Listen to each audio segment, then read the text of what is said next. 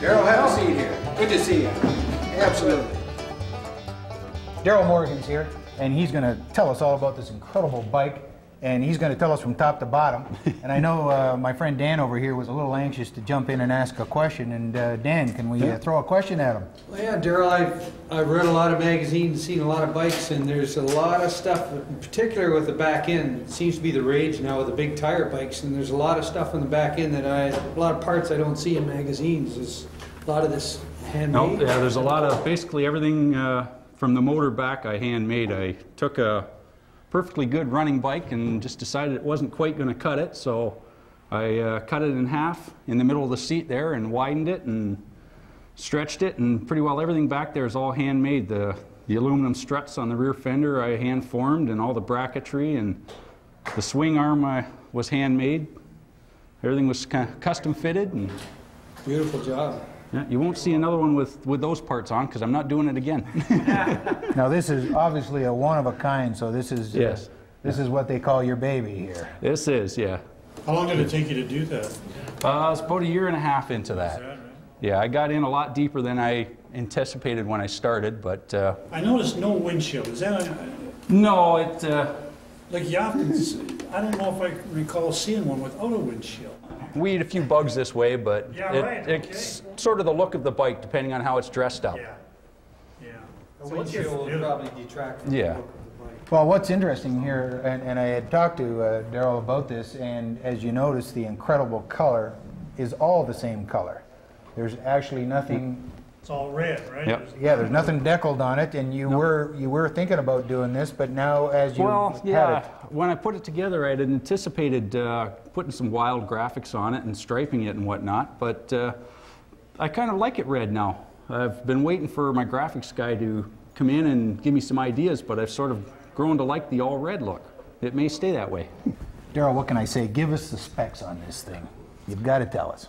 Okay, it's basically a shovel head design, but it's an aftermarket stroker kit. The stock ones are 74-inch. This one's 93-inch with an 8.5 compression. It's got a mild cam in it, nothing too exotic, as it is an air-cooled engine. So I plan on riding it. I don't want too many heat problems, so I kept it to a lower compression, smaller cam to make it rideable. It's got a 5-speed train in it as opposed to most have a 4-speed. Dry clutch on it. Nothing too exotic. It's tried to keep it runnable so I could at least use it. What about that rear tire, Daryl? The rear tire is a 230, which is about 9.25 inches wide. The stock ones are around 5 inches, so it's almost twice the tire of a stock one. So I had to custom build the swing arm and offset everything 1.75 inches to fit it in there. So it is slightly weighted to the left, but it's not bad. You get accustomed to it real quick. The rear braking, all the components and everything, I made most of that to go in there, as well as the lighting system. I did some research and learned quite a bit on LED lighting and designed my own brake lights and turn lights and everything in the back end. Just cleaned it up a little bit. Now, how big is that engine on that thing? That's a 93-inch motor. Yeah. 93 cubic That's inches. bigger than my old Honda 50. Yeah, there's still not a high horse thing. They put out probably around 80 horse, low 80s, somewhere in there.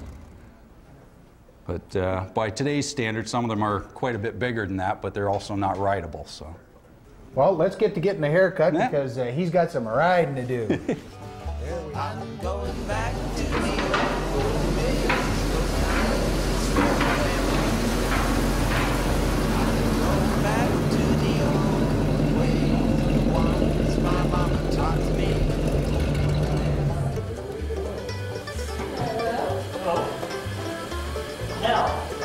Good to see Time you. for a haircut? Hey, come on. Nice to have you aboard. Yes, pleasure to be here. Have a seat. Yes, indeed. The guys have been waiting. Hey, gang. Hans Hilbrand pulled in with this beautiful 63 Avante. And hey, you got to tell us about this car. It goes back to the 60s, the late 60s. 1963, America's most advanced automobile. Absolutely. All fiberglass, I hear, too. Yes, they were in competition at that time, I guess they wanted to get into the Corvette type market. Ooh. With the fiberglass. I got friends who own Corvettes, so there I know you go. this. Well, unfortunate for them, eh? I myself have driven a Corvette, Yes. so it is a thrill. No, So, all good cars on in their own right. Absolutely. So you're telling me these things don't rust, too? Well, that's the nice thing about it. That's one of the better things that Studebaker did, was made this one out of fiberglass. And one of the reasons, obviously, is because short time that they had to get this thing out of, into production. They only built them 63 and 64. There's not a straight line on it when it's designed by Lowry.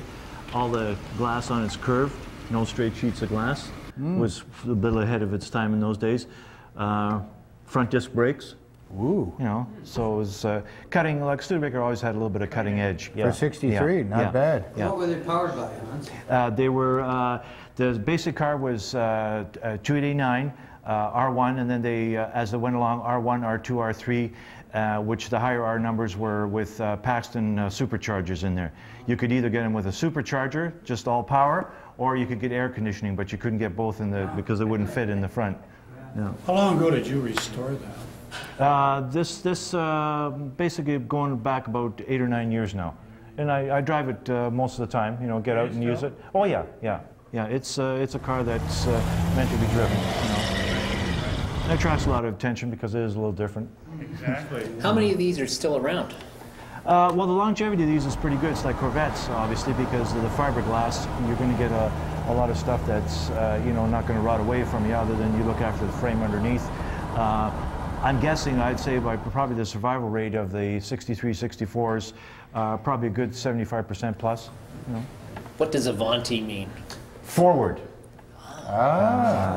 Always thinking forward. Yeah. Avante. Yeah. Avante. That's good information for the Forward barber think- shop, there you because go, yeah. I know everybody in the barber shop here, myself included, have forward thinking. There we go. Absolutely. Huh? I mean, what can I say? I think this suits us all well, doesn't it, guys? It does so. And it's incredible that Hans can pull in here, get a haircut, get the car inspected, There you go. maybe a little polish, Yes. and so I think this will work. You can drive that up USA 1 from San Diego to San Francisco, and what a view you'd get.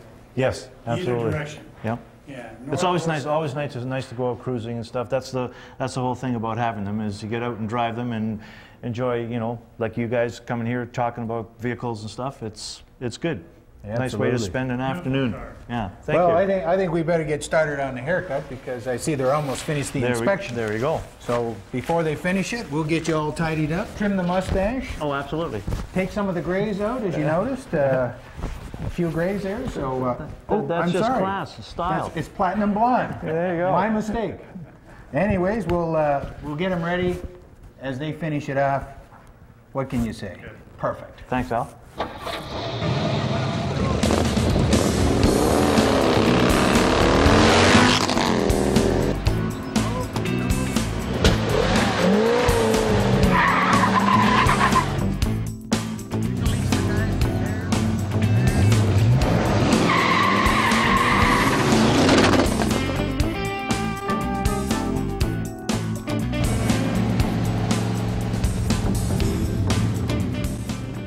Was a lad, well, I left my happy home for the highways and the back roads of this land.